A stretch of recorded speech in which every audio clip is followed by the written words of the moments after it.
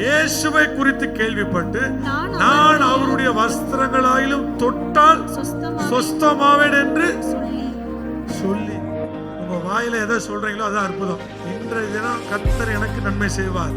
விசுவாசித்து அதிகாலையிலே ஜெபித்து நீங்க அவரை தொடுவீங்கன்னா அற்புதம். உங்க இருதயமும் மனசும் கர்த்தர் பக்கம் இருக்கணும்னா நீங்க அவரை தொட வேண்டும்.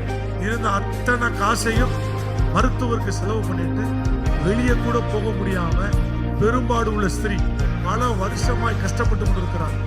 வசனம் சொல்லுகிறது, அவன் மனசுக்குள்ள சொல்லனாலாம், நான் கர்த்தருடைய சரீரத்துல அந்த அவர் போட்டிருக்கிற அங்கியின் ஓரத்தை தொட்டா போதும். இந்த அம்மா வெளியே சொன்னா கல்ல கொண்டு எறிவாங்க.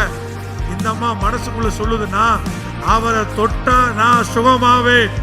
இன்னைக்கு எத்தனை பேர் உங்க வாயார இயேசுவை உயர்த்த பழக ஆரம்பிக்கிறீங்களோ உங்க வாழ்க்கையில அற்புதங்கள் நிச்சயம்.